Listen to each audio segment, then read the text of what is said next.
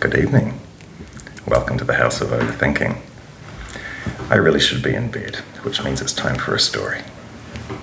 Tonight, I'll be reading the story of Jorinda and Joringel. When I was young, of course, I didn't understand how the European J is pronounced, and so I thought it was Jorinda and Joringel. But now that I know better, I will be pronouncing it in the correct German way. Jorinda and Joringel. There was once an old castle in the midst of a large and thick forest, and in it an old woman who was a witch dwelt all alone.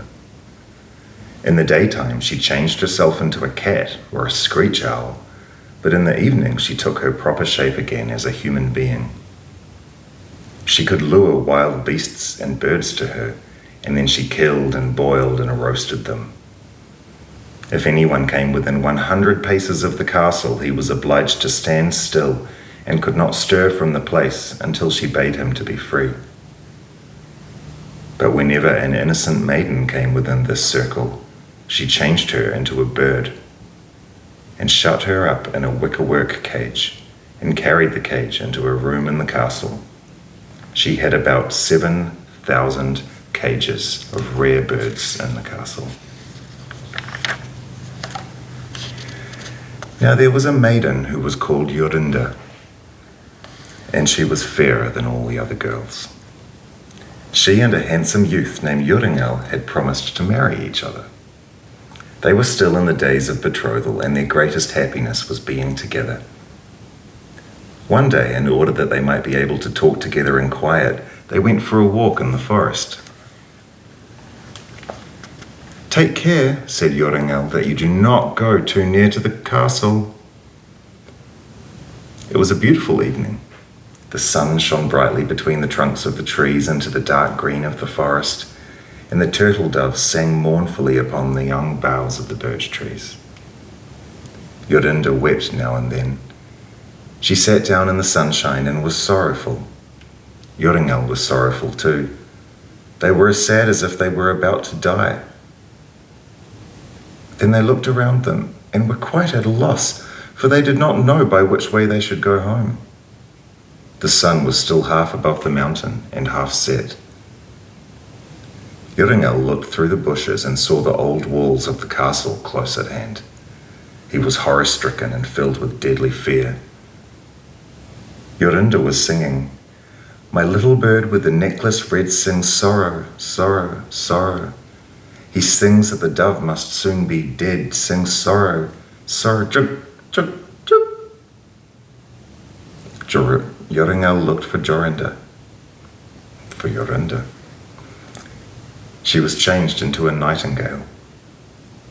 A screech owl with glowing eyes flew 3 times round about her, and 3 times cried, "To-woo, to-woo, to-woo." Joringel could not move. He stood there like a stone, and could neither weep nor speak, nor move hand or foot. The sun had now set. The owl flew into the thicket, and directly afterwards there came out of it a crooked old woman, yellow and lean, with large red eyes and a hooked nose, the point of which reached to her chin. She caught the nightingale and took it away in her hand, muttering, "Till the prisoner's fast and her doom is cast, there stay, oh stay. When the charm is round her and the spell has bound her, is away, away."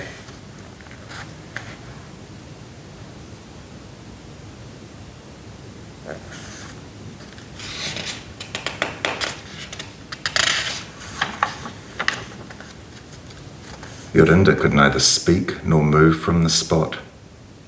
The nightingale was gone. At last the woman came back and said in a hollow voice, "Greet thee, Zachiel. If the moon shines on the cage, Zachiel, let him loose at once." Then Joringel was freed. He fell on his knees before the woman and begged that she would give him back his Jorinda, but she said that he would never have her again, and she went away. He called, he wept, he lamented, but all in vain. "Oh, what is to become of me?" he said. Joringel went away, and at last he came to a strange village, and there he kept sheep for a long time.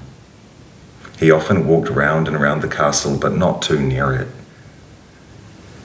At last he dreamt one night that he found a star-blue flower, in the middle of which was a large pearl. He dreamed that he picked the flower and went with it to the castle, and that everything he touched with the flower was freed from enchantment. He also dreamed that by means of it he recovered his Jorinda. In the morning when he woke, he began to seek over hill and dale if he could find such a flower. He sought until the 9th day, and then early in the morning he found the star-blue flower.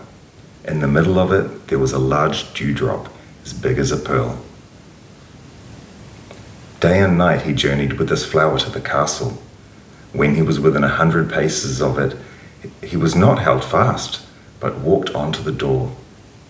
Joringel was full of joy. He touched the door with the flower, and it sprang open. He walked in through the courtyard and listened for the sound of the birds, and at last he heard it. He went on and found the room from whence it came, and there the witch was feeding the birds in the 7,000 cages.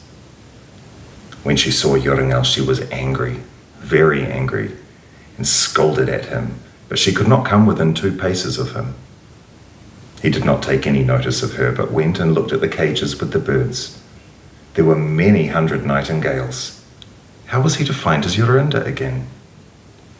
Just then he saw the old woman quietly take away a cage with a bird in it and go towards the door. Swiftly he sprang towards her, touched the cage with the flower and also the old woman. She could now no longer bewitch anyone, and Jorinda was standing there, clasping him around the neck, and she was as beautiful as ever.